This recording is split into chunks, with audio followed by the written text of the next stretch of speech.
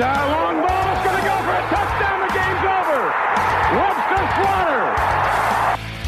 Metcalf will go for the score. Unbelievable. 45-40. Run, William, run.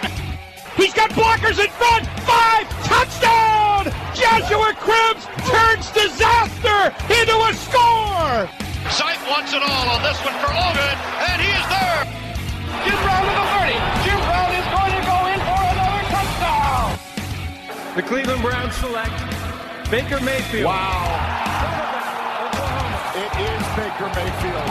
I woke up feeling dangerous.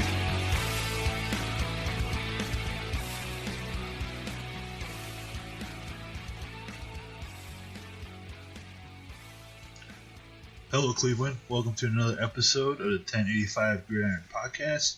I am your host, Anthony Jokey. As always, I have my co-host, Jack McCurry, with me. How you doing today, Jack? Doing well, man. Doing well. How are you? Doing great. Day off from work. Kind of getting some things done around the house and checking out the website, working on the website. We've had a great month of January. So, very thankful for everybody that's listened to us, read us, shared our stuff. We really appreciate it.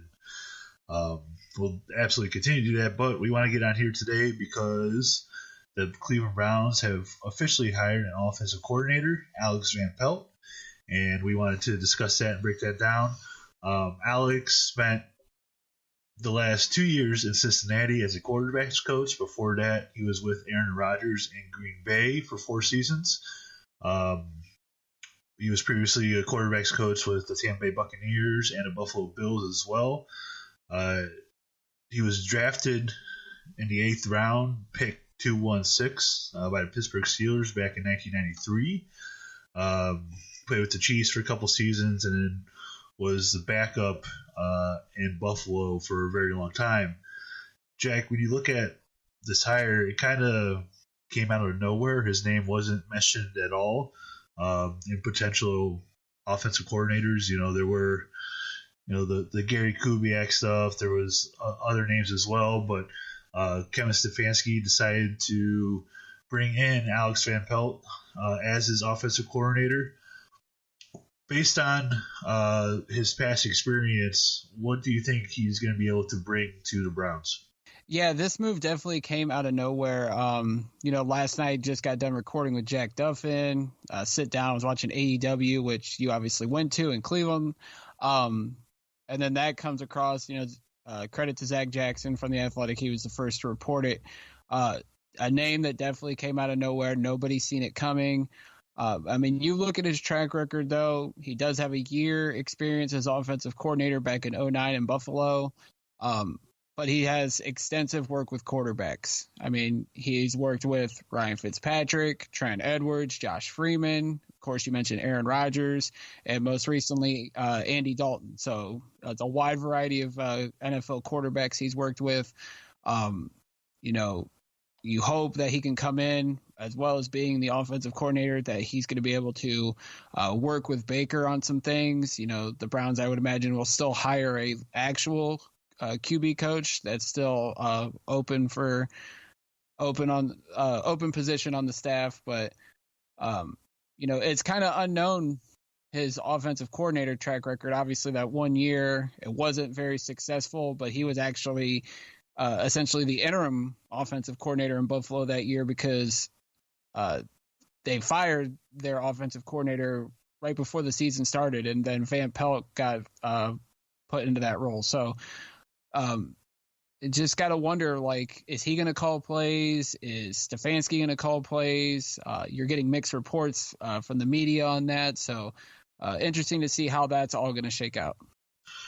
Yeah, definitely time will tell on that aspect of if he's going to call plays or not. You talk about that year that he had in Buffalo. They had the 28th ranked scoring offense, but he was pretty much forced to run the scheme that was already set in place and really wasn't able to have his full hands on it because of the timing of the coaching change at that point. So I really wouldn't read too much into that one season as an offensive coordinator. You mentioned the quarterbacks. Andy Dalton over the last couple seasons has improved and looked a little better. So I think that Alex has done. I guess you could attribute that to Alex.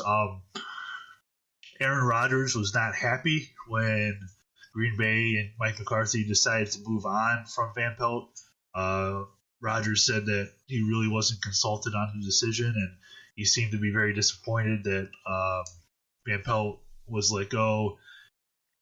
And, when you have a guy as a quarterback coach for 4 years, you would think that, especially with a quarterback like Rodgers, you would think that his input would somewhat matter. But McCarthy was just saving his own skin at that point. And our resident Green Bay Packers guy, Brian Fonfera, told us that the Browns are getting a really good coaching talent, fantastic as a quarterback coach, and that he was pushed out of Green Bay because McCarthy felt threatened by him. So, I look. It's hard to judge these moves without seeing how things are going to go, especially with somebody who has very limited film on him, calling plays, and if it's running a scheme that wasn't even his, you don't really know what he's going to bring to the table. So I would think he's going to echo much of Stefanski's scheme, and based on his experience with all these different other quarterbacks and offenses in the NFL, I would think that he'll come in here with a wide variety of knowledge, and that could really help him work well with Stefanski with the different things that they want to do. Absolutely. And while they haven't worked together, and credit to Brandon Leister, who's a PFF analyst and has been one of the best follows when it comes to Browns, when it comes to draft knowledge, film breakdown, and all that. He tweeted last night, he goes, "This might have already been said, but Stefanski probably got a recommendation on Van Pelt from Bill Callahan because Bill's son, Brian, is the Bengals offensive coordinator under Zach Taylor. So, having an experienced guy like Bill Callahan and the track record that he has and all the places he's been to, his reach extends across the NFL. So if he recommended Van Pelt to Stefanski and Stefanski was impressed, then that just goes to show having a solid veteran like Bill Callahan on your coaching staff could do wonders for a first-time head coach. Yeah, definitely. When you have experience like that, those recommendations, especially for somebody that's been around a long time, those are always very helpful. In terms of calling plays or not, Jack, it really doesn't matter to me at this point until we get to training camp, until we get to the preseason to see how it's all working out. I think it's pretty pointless to discuss how that's going to play out at this point. There was the battle going on last year between Buchan and Freddie, and hopefully as long as everybody is aligned, I'll put that in air quotes, and everything is streamlined and the communication is better. That's really all I care about. Yeah, same with me. I mean, the buzz was that, Monken was game planning all week, and then Kitchens was scrapping that and calling his own plays. And, and then you hear Jarvis Landry doing the media rounds this week at the Super Bowl, and he's talking about communication, communication between the players and the coaches, QBs to receivers, all that. And I feel like, that was the downside to, miscommunication between the offense. And that's why I feel like, say Van Pelt comes in, he doesn't call plays. I truly think that Stefanski will lean on him to come up with the game plan, and then we'll go with that. I feel like you said, the alignment, streamlining, outlining everything, and just having solid communication. Like, if Van Pelt doesn't call plays, I think he's still going to have a heavy say in what they're going to run week in and week out, and be somebody that Stefanski can lean on. If Stefanski's not comfortable calling plays and feels like it's too much, Van Pelt has that experience. Callahan has his experience. He has guys that have been in the NFL a long time and will be able to help him through potentially troubling times as a first-year head coach. And maybe that's one of the great things of having Callahan around is, having that veteran coach on there who can really help streamline processes. And, you talk about communication. That is the biggest issue last year. Jarvis said it.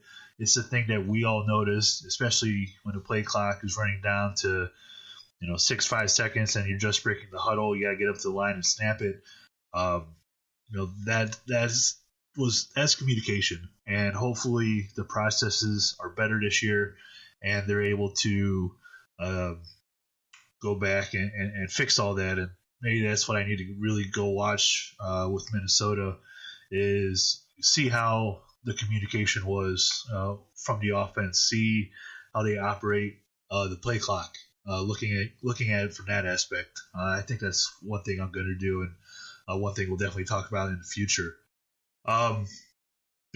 It's just a wait and see moment with him.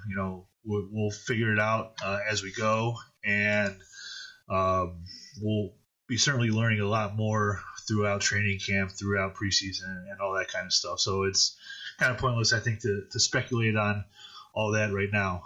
But what we will speculate on, Jack, is you have your first mock draft coming out, and we want to go through this. We're going to do the top 10 picks until the Browns pick, and then you guys will be able to read the rest of it over on thedogland.com. So, Jack, at number 1, I think it's the most obvious pick. You have Joe Burrow going number 1 to the Cincinnati Bengals.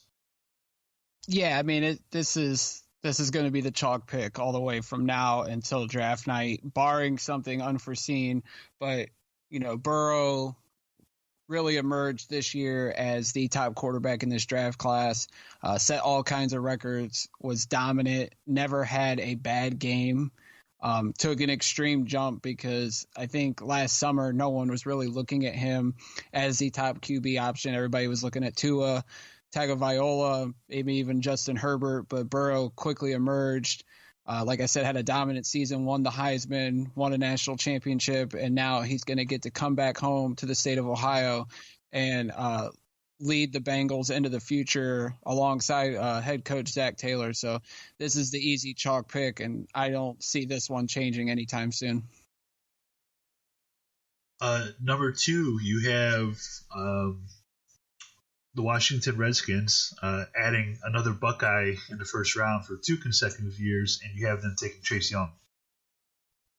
Yeah, I think this is the best player in the draft. No disrespect to Joe Burrow. He's a phenomenal talent, but I think when you're looking at the overall draft rankings, I would put Chase Young over Joe Burrow just because of the dominance.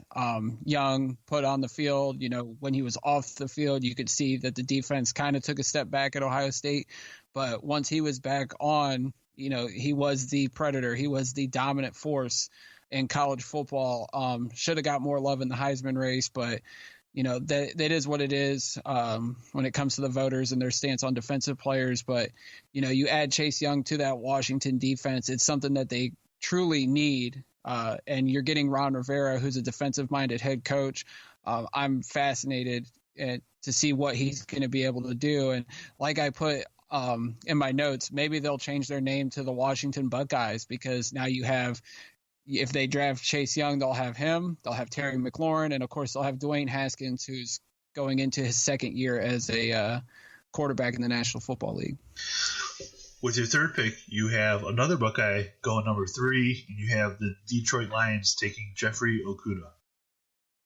Yeah, I could see Detroit going a number of directions here, but I went with the talent. I went with, they need a corner opposite Darius Slay, and Okudah, another great defensive player coming out of Ohio State, much like Chase Young. Matt Patricia, strong defensive coach. I could see them going maybe with a couple other defensive guys that are up towards the top of the draft, but having 2 shutdown corners in Okudah and Slay could solve a lot of issues on that Lions defense.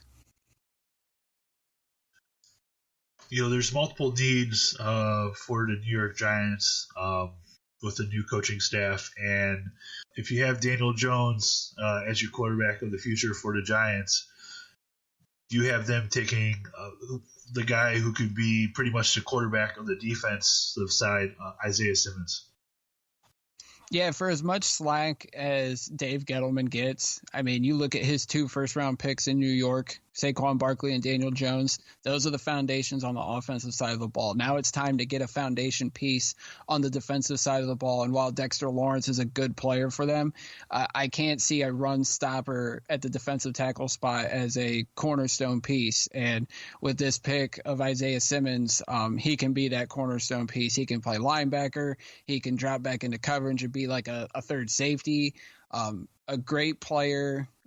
I don't know if he would actually go this high, but I took a gamble in my mock draft simulator that I did, and Simmons at 4 kind of makes sense. I feel like he could be like a Derwin James type player, and this would be a great pick for the Giants here. Yeah, if the Browns didn't need offensive tackles, he is the guy that I would absolutely target in the draft. I would trade up to get him. I would love to have him on the defense. He's a special player, and I'm curious to see how he fares in the NFL. At pick 5, you have the second quarterback of the draft being selected by the Miami Dolphins, and you have them taking Tua Tagovailoa.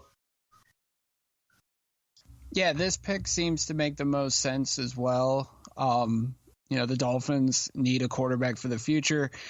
There is rumors coming out today about a potential 6-time Super Bowl champion possibly going to the Dolphins and eventually becoming a minority owner there. So if he were to go to Miami, it would make all the sense in the world for them to draft Tua then. He could sit for a year or two while, let's just say it, Tom Brady finishes out his career, and then Tua can step in and be the QB of the future. That would be very interesting if Brady were to be a minority owner there. At 6, this could get very interesting because, the Los Angeles Chargers pretty much have made it known that Phil Rivers isn't going to be back next season. So they could go a number of ways with this selection. They can sign a quarterback in free agency, like a Drew Brees, like a Tom Brady. They could go that route. They could go with maybe one of the younger guys, Ryan Tannehill as a stopgap. They could go with Teddy Bridgewater, and then take a quarterback with this pick, which you have them doing. You have them taking Justin Herbert from Oregon.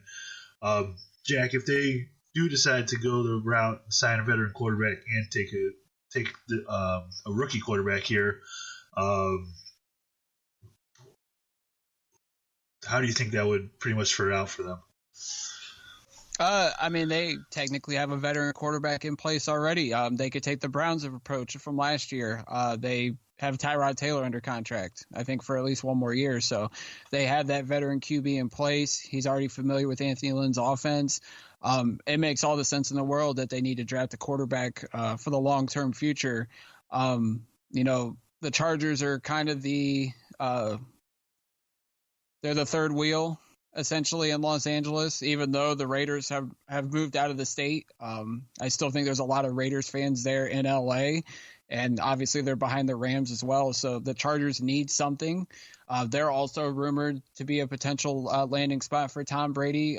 They're looking to get people to come to that new stadium that they're sharing with the Rams. So Justin Herbert might not be that guy that's going to sell tickets, but he impressed a lot of people, including me, at the Senior Bowl last week. So he definitely cemented his place in the top 10. It just depends on where he's going to go. He could even go ahead of Tua if the medicals don't come clean once Tua gets poked and prodded at the combine. So Herbert's definitely going to go top 10. It's just a matter of where.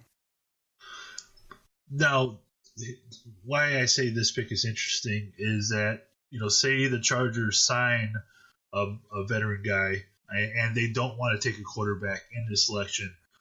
Which team in the draft do you feel could trade up to this point to take the third quarterback in the draft? it could be, it could be Carolina there at 7. And then, you look behind even the Browns at 10, you have the Raiders, the Colts, and the Buccaneers, who are all potentially looking for a future quarterback. I could see any one of those 3 teams with, I think, the Colts probably being the most aggressive because they have the cap space, because I think they have some extra draft capital. And, Chris Ballard has shown to be aggressive when it comes to the draft, whether it's moving up or moving down. He hasn't been shy to go after the players he's targeting in the draft. So out of the teams I mentioned, I would say the Colts would probably be the most aggressive because, while they signed Jacoby Brissett to an extension, and it's not looking like it's going to work out, and it seems like they will be aggressive to find the future franchise quarterback this offseason. If Miami isn't convinced that any of the guys besides Joe Burrow are not a top quarterback, and they like the guys next year, there's certainly opportunity that they could trade that pick as well. Oakland has 2 first-round picks this year, so maybe that could be enticing enough for Miami to move down. But we'll save any more trade speculation for later on as we get closer, when we kind of have more of an idea of who's going where. With the next pick for the Carolina Panthers, you have them taking Derek Brown, defensive tackle, who is a pretty monstrous talent, that's for sure. Yeah, definitely. A lot of mock drafts that I've done, since, December, he would be there at 10. And my mindset's always been best player available. I don't really want to push for a need unless I feel confident that guy fills a need and he's the best player on the board. Derek Brown is a monster on the interior defensive line. And I can just think if you could pair him up opposite Gerald McCoy, if he comes back, and then trying to think, they need studs on the defensive front because, Julius Peppers is retired now. Gerald McCoy's future is in doubt. They lost Luke Kuechly. They have talent on the offensive side of the ball. They could go quarterback if Cam Newton, they decide to move on from him. They need to go defense, and he's the best player. He was the best defensive player on the board, so it made all the sense in the world to go with that pick. And we found out today that Greg Olsen won't be back with the Carolina Panthers as well. So they might have quite the rebuilding project in Carolina, and also could be looking to acquire a number of assets to kind of rebuild that team. At number 8, the Arizona Cardinals, you have them taking Jedrick Wills, offensive tackle, to protect Kyler Murray. Yeah, this is where the offensive tackles start coming off the board. Arizona, much like Cleveland, needs to protect their franchise quarterback. Kyler got sacked a lot, and part of that was because he likes to run around, extend the plays with his legs. But, with his small frame, you got to wonder how long running around like that's going to last. And their offensive line was pretty bad last year. It has been the last couple years. So you fill it with a guy like Wills, who many are saying now is the top tackle in the draft class. So if he can slide to 8 and Arizona can get him there, I'm sure Kyler Murray will be doing victory laps around the Cardinals training facility. At number 9, the Jacksonville Jaguars have quite a few needs, but they're probably going to lose one of their top defensive linemen. You have them here taking Jerry Jeudy, wide receiver out of Alabama, to either help Gardner Minshew or Nick Foles out. Yeah, definitely. Like you just said, whether it's Minshew, whether it's Foles, they need weapons at the wide receiver position. They have Dede Westbrook. They have Leonard Fournette at running back, at least through next year. It's coming up on contract time. Are they going to extend him? Are they not? I would tend to think they wouldn't, just because that seems to be the direction for most teams when it comes to the running back position. Getting a talent like Jerry Jeudy will be great for whoever the quarterback's going to be in Jacksonville. You've seen the talent that he has, not just him, but the other receivers at Alabama, whether it's current day or in the past. Julio Jones, Amari Cooper. They just keep pumping out wide receivers, and Jerry Jeudy, and honestly, Henry Ruggs, who's going to go first round, I think, as well. The wide receiver talent there is deep, and Jacksonville's going to get a stud in Jeudy. If I had a drum roll sounder, I would play it here. But at number 10, you have the Cleveland Browns selecting Tristan Wirfs, offensive tackle, Iowa. I mean, this is the guy right now for me. This is my top target with that pick. The Browns need offensive tackle help in a big way. Wirfs is a right tackle, and you don't see too many right tackles going this high, but he's that special of a talent. Coming out of Iowa, Kirk Ferentz, former Browns offensive line coach, he has pumped out some good offensive linemen, some bad. Robert Gallery comes to mind when you think of the bad offensive linemen. But Wirfs can step in immediately, replace Chris Hubbard as the right tackle, and start to help solidify that Browns offensive line that has two solid guys right now in Treader and Bitonio. Wyatt Teller, still young, can still develop into a solid right guard. And then hopefully, whether it's in free agency, trade, or maybe at the top of the second round, the Browns will find that long-term left tackle, because this is a stacked draft class at that position.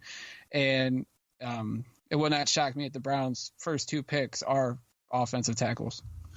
Yeah, I think that's kind of how we see this playing out. Unless they, maybe sign one of the guys in free agency at right tackle, and then maybe focus on left tackle with that first round selection. So there's a number of guys at this point you can go with. You had the Browns taking Wirfs. You still have Andrew Thomas out of Georgia. You still have Mekhi Becton out of Louisville, who absolutely is a hot name at this moment for Browns at left tackle. So there's certainly a lot of different routes they could go. If they take Wirfs to go right tackle in the first round, who would you think would be their target in the second round in terms of left tackle? Their target would be Josh Jones, but with the performance he had at the Senior Bowl, I don't get the sense he'll be there at 41. And, with the new analytics department, I just wonder how much a trade up for an offensive tackle makes sense. If they can't get him, you could always look at Prince Tegawanogo out of Auburn. That could be a guy there, although he didn't get to perform at the Senior Bowl because of injuries. So that would be another guy. I don't have a complete list in front of me of potential targets there in terms of offensive tackle, but Josh Jones would be my ideal guy, and I would not be opposed to trading up, because we do have some extra picks in 2021 that we could use in a potential trade up. You could always trade a player and a pick, so Jones would definitely be my top guy there. Yeah, and you guys will be able to read the rest of this mock draft over on the Dogland. We're going to stop here at this point with the mock draft and move on to the next topic. So be sure to go check out the full mock draft over at thedogland.com. We do have the Super Bowl this Sunday. One of these days, the Browns are going to be playing in it. Hopefully, it's very, very soon. I still would like to be doing a show when that happens, and who knows, 10 years from now if you and I will still be doing the show. But hopefully they're able to get there very, very soon.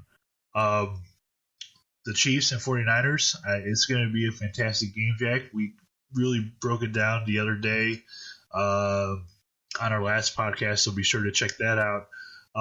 But who would you give the edge to in the Super Bowl, and if you want to give your official prediction for Sunday night? If you had asked me last week, I would have probably said San Francisco, just because, I'm still a believer of the old school football mentality to a degree of running the ball and playing great defense. The 49ers do that extremely well in both aspects. But, the more I've thought about it, the more I am now leaning on Kansas City. I mean, that offense, although it's going to be a big test against the 49ers defense, especially the pass rush.